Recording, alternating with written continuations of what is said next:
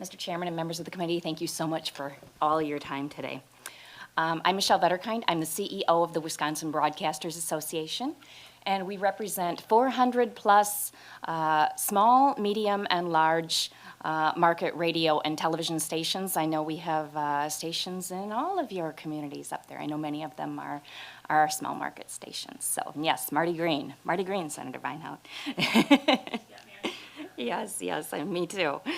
And these stations do employ over 5,000 Wisconsinites.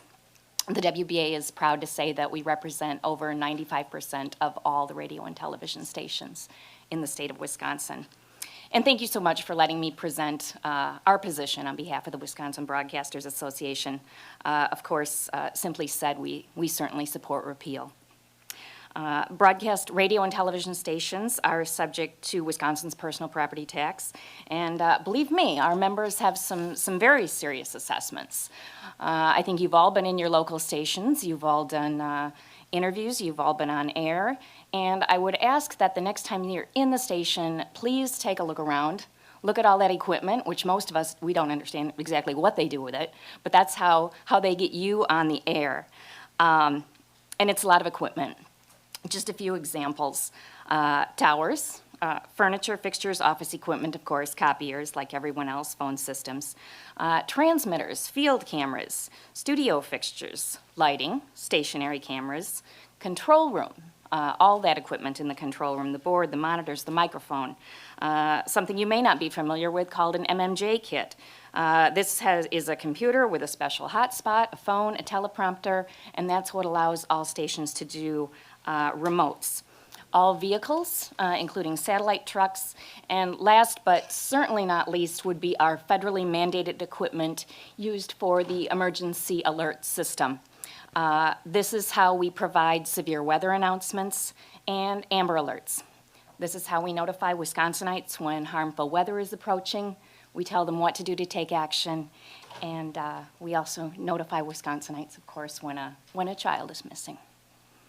As you can imagine, this equipment is expensive. For instance, a small market television station, their bill runs between $25,000 and $75,000. On average, a medium market television station, $75,000 up to $200,000, and larger market TV stations would be probably upwards of $250,000. If we look at our radio stations, again, similar structure. When you have a small market radio station, they may pay several $1,000s, and a larger market radio station could pay, say, $25,000 or more, again, based on what equipment is on those schedules. And like all of these businesses you're hearing from today, it means less working capital to invest in new equipment, create more jobs, grow sales, and grow customers. The personal property tax should be repealed so that Wisconsin businesses can grow and help rebuild our economy. Thank you very much. Thank you, Michelle.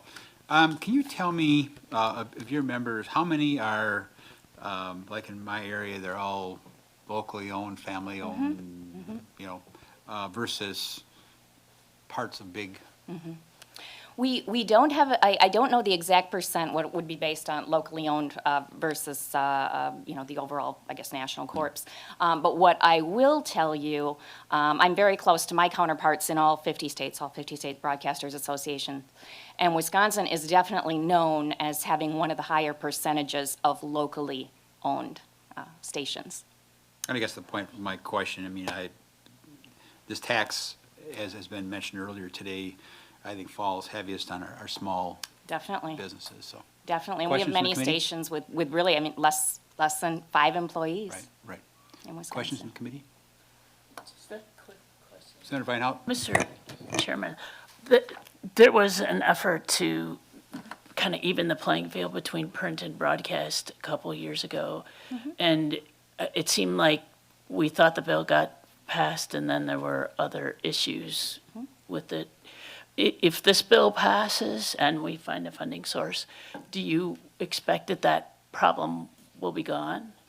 No, we had, at that time when we initially brought that bill forth, we actually chose between the sales tax exemption and the personal property tax exemption. So we gave up the personal property tax exemption going for that at that time. And so the issue still remains with the sales tax Yeah, exemption? the technical fix on the, So that bill needs to be passed too? All right, just to keep it on our to-do list. Thanks. Great. Anybody else? Great. Thank you, Michelle. thank you.